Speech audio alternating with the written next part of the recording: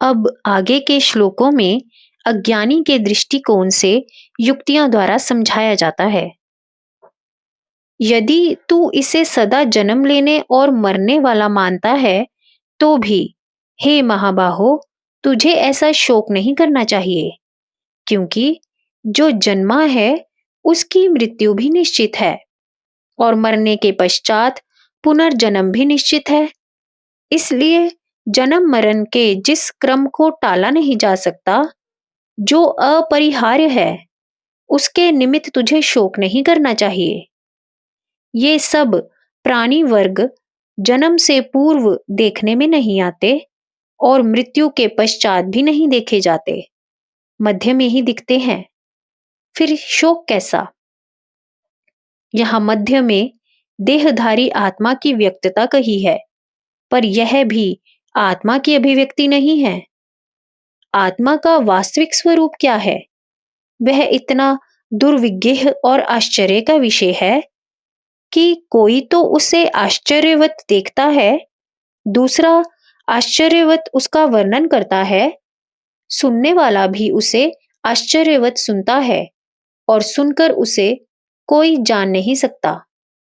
अर्थात उसे कभी किसी ने देखा नहीं, उसके जैसा दूसरा नहीं है, बस वह आश्चर्यवत ही है।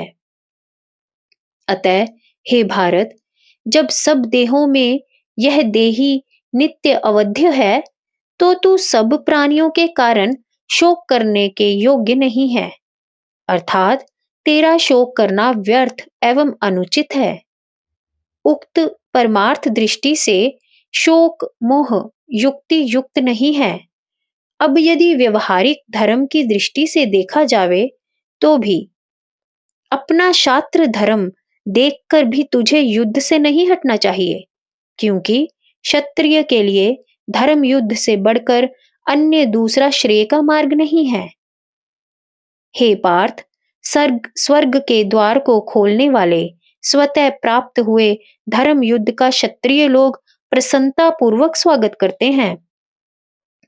यदि तू इस धर्म युद्ध में नहीं लड़ेगा, तो अपने धर्म और कीर्ति को खोकर पाप कमाएगा। सब लोग तेरी सदा बनी रहने वाली अकीर्ति कहा करेंगे और तेरे जैसे संभावित विख्यात पुरुष की अपकीर्ति मृत्यु से भी अधिक होती है। यहाँ सब महारथी तुझे भय के कारण रण से हटा मानेंगे। जिनकी राय में अब तू शूरवीर समझा जाता है, फिर उन्हीं की दृष्टि में गिर जाएगा। तेरे शत्रु अनेक प्रकार की निंदा की बात कहा करेंगे। जब तेरे सामर्थ्य की निंदा होगी, तो क्या इससे बढ़कर भी कोई दुख हो सकता है? मारा गया तो स्वर्ग पाएगा और जीता तो पृथ्वी का राज्य भोगेगा। इसीलिए हे कुंती के पुत्र, युद्ध करने का निश्चय करके खड़ा हो जा। सुख दुख लाभ हानि हार जीत में समता की बुद्धि से युद्ध के लिए तैयार होकर युद्ध कर।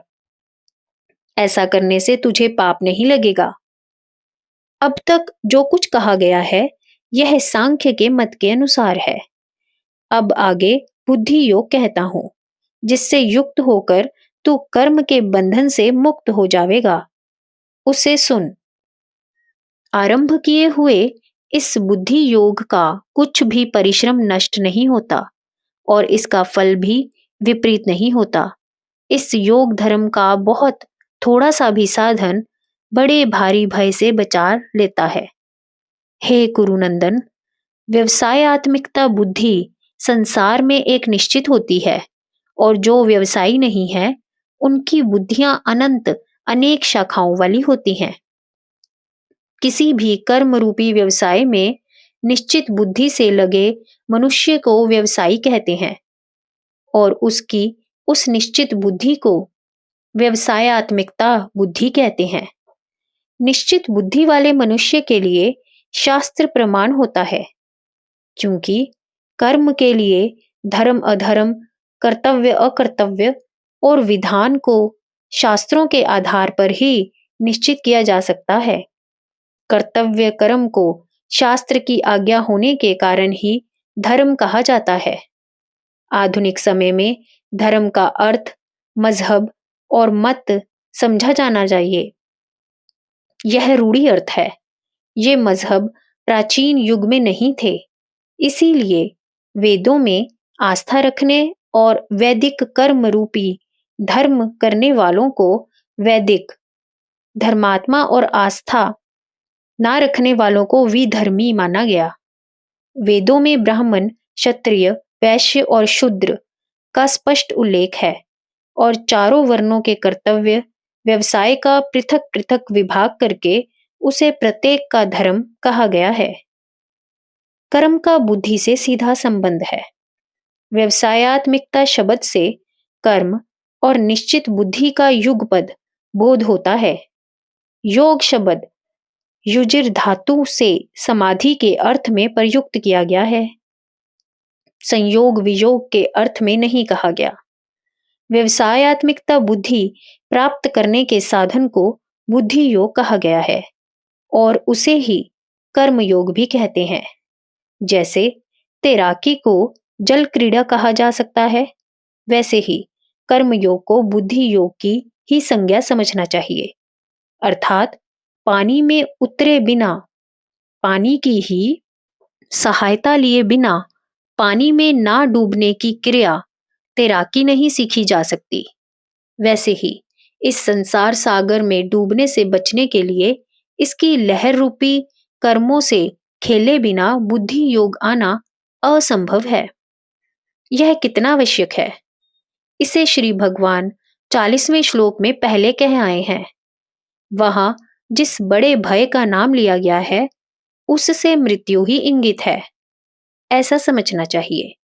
पुनः जन्म ना होने के लिए मृत्यु का समय भगवान का ध्यान आना चाहिए, पर यदि बुद्धि स्थिर न हो सकी तो भगवत स्मृति आना अति दुष्कर है।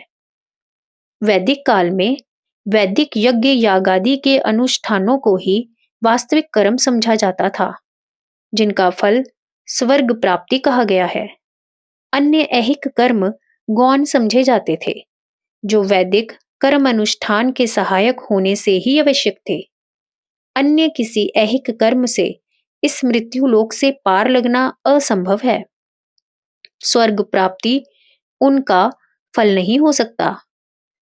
ऋग्वेदीय सूक्त में एक मंत्र कहा गया है जिसका अर्थ है यह वेदी पृथ्वी का अंतिम किनारा है।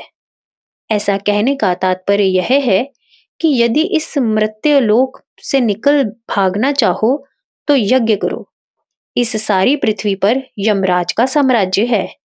उसके साम्राज्य से बाहर निकलने के लिए मंत्र 34 में पूछा जाता है कि इसकी अंतिम हद अर्थात पृथ्वी का अंतिम छोर कहाँ है। उत्तर में कहते हैं वेदी है, अर्थात यज्ञ करो और यमराज की पकड़ से बाहर निकल जाओ। इसीलिए अगले श्लोक में कहते हैं जिनकी बुद्धि व्यवसायत्मिकता नहीं है वे वेदवाद में रक्त यानी आसक्त होकर बेसमझवादी लोग वेदों का तात्पर्य ना समझने के कारण ऐसी वाणी द्वारा वाद विवाद करते हैं जिससे मानो फूल झड़ रहे हों। अर्थात सुंदर शब्दों के सहारे यह सिद्ध करने का यत्न करते हैं कि उनके कथन के अतिरिक्त दूसरा मार्ग ही नहीं है, क्योंकि वे कामनाओं से भरे जिनकी बुद्धि में स्वर्ग की पहुंच ही परम पुरुषार्थ है, उनकी पुष्पित वाणी का विषय रूपी फल पुनः पुनर्जन्म और उन कर्मों को ही देने वाला होता है जिनका अनुष्ठान विहित विशेष क्रियाओं से युक्त और भोग एवं ऐश्वर्य के ही लक्ष्य वाला होता है। ऐसे भोग और ऐश्वर्य के कामों को जिसका चित्त भोग ऐश्वर्य की इच्छा में अच्छी तरह फंसा होने से अपरिहित होता है, समाधि के लिए आवश्यक व्यवसायत्मिकता बुद्धि नहीं आ सकती। वेदों के विषय त्रिगुणात्म है। हे अर्जुन, तू तीनों गुणों का अतिक्रमण कर, निष्काम बन और निर्द्वंद्व सदा सत्व गुण प्रधान स्थिति में योग क्षेम की चिंता छोड़कर आत्मस्थिति प्राप्त कर।